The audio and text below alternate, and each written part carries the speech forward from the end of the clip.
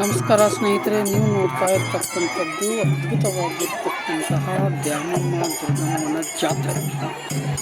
ಈ April May ತಿಂಗಳೊಳಗಡೆ Bhopal 2026 ಒಳಗಡೆ ಸುಮಾರು ಕಡೆ ಏನು ಅಂತಂದರೆ ಈ ದ್ಯಾಮಮ್ಮನ ಜಾತ್ರೆ, ರಾಮದೇವಿಯ ಜಾತ್ರೆ ಭಾಳಷ್ಟು ಏನು ಅಂತಂದ್ರೆ ಅದ್ಧೂರಿಯಿಂದ ನಡೆದು. ಬಹುಶಃ ಈಗ ನೀವು ಚಿತ್ರದಲ್ಲಿ ನೋಡ್ತಾ ಇರ್ತಕ್ಕಂಥದ್ದು ಬೆಳಗಾವಿ ಜಿಲ್ಲೆ ರಾಮದುರ್ಗ ತಾಲೂಕಿನ ಕಡ್ಲಿಕೊಪ್ಪ ಅಂತಕ್ಕಂಥ ಗ್ರಾಮದೊಳಗಡೆ ನಡೆಯತಕ್ಕಂಥ ಜಾತ್ರೆ.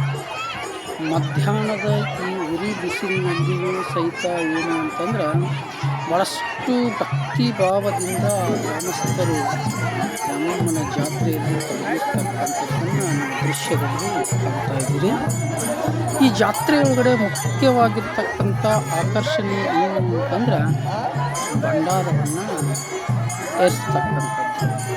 ನೋಡಿ, ಜಾತ್ರೆಯೊಳಗಡೆ ಇರ್ತಕ್ಕಂಥ ಪ್ರತಿಯೊಬ್ಬ ಭಕ್ತರು ಸಹಿತ ಏನು ಅಂತಂದ್ರೆ ಭಂಡಾರದೊಳಗಡೆ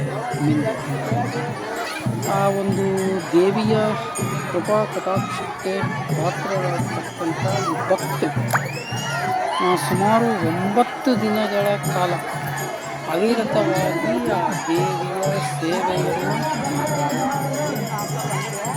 9 ದಿನಗಳ ಕಾಲ ಕೂಡ ಗ್ರಾಮದೊಳಗಡೆ ಇರ್ತಕ್ಕಂಥ ಪ್ರತಿಯೊಂದು ಮನೆಯೊಳಗೂ ಕೂಡ ಏನು ಅಂತಂದ್ರೆ ಊಟದ ವ್ಯವಸ್ಥೆ ಏನು ಮಾಡೋಂಗಿಲ್ಲ. ಮನೆಯಲ್ಲಿ ಪ್ರತಿಯೊಬ್ಬರಿಗೂ ಸಹಿತ ದೇವಸ್ಥಾನದ ಆವರಣದೊಳಗಡೆ ಬೆಳಗ್ಗೆ ಟಿಫನ್, ಮಧ್ಯಾಹ್ನ, ರಾತ್ರಿ ಎಲ್ಲ ವ್ಯವಸ್ಥೆಯನ್ನು ಭಾಳಷ್ಟು ಏನು ಅಂತಂದ್ರೆ ಅಚ್ಚುಕಟ್ಟಾಗಿರ್ತಕ್ಕಂಥ ರೀತಿಯಿಂದ 9 ದಿನ ಜನರು ಭಕ್ತಿಯ ಅಲೆಯೊಳಗನ್ನ ತೇಲ್ತಾ ಇರ್ತಾರೆ. ಇಂಥ ಉರಿತಕ್ಕಂಥ ಬಿಸಿಲಿನೊಳಗೆ ಇನ್ನೊಂದು ವಿಶೇಷ ಏನು ಅಂತಂದ್ರೆ ಆ 9 ದಿನ ಗ್ರಾಮಸ್ಥರು ಯಾರು ಕೂಡ ಪಾವರಂಶವನ್ನು ಧರಿಸೋದು.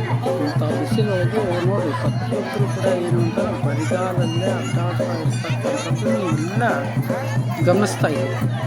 ಮತ್ತು ದ್ಯಾಮವ್ವನ ಜಾತ್ರೆ ಅಂತಕ್ಕಂಥದ್ದು ಕೇವಲ 1 ದಿನ ಮಾಡ್ತಕ್ಕಂಥ ಜಾತ್ರೆ ಅಲ್ಲ, ಆಮೇಲೆ ಪ್ರತಿ ವರ್ಷವೂ ಮಾಡೋದು.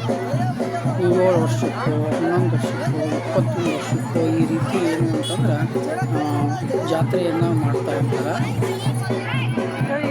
ಅಷ್ಟು ಅದ್ದೂರಿಯಿಂದ ಸಿಕ್ಕಾಪಟ್ಟೆ ಏನು ಅಂತಂದ್ರೆ ಈ ಜಾತ್ರೆಗೆ ಖರ್ಚಾಗುತ್ತೆ.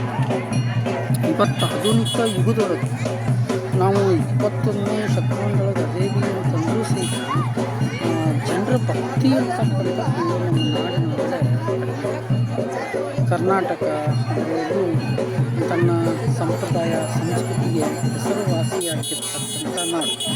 ಇವತ್ತಿಗೂ ಇಂಥ ಆಚರಣೆಗಳು ನಡೀತಿರ್ತಕ್ಕಂಥದ್ದು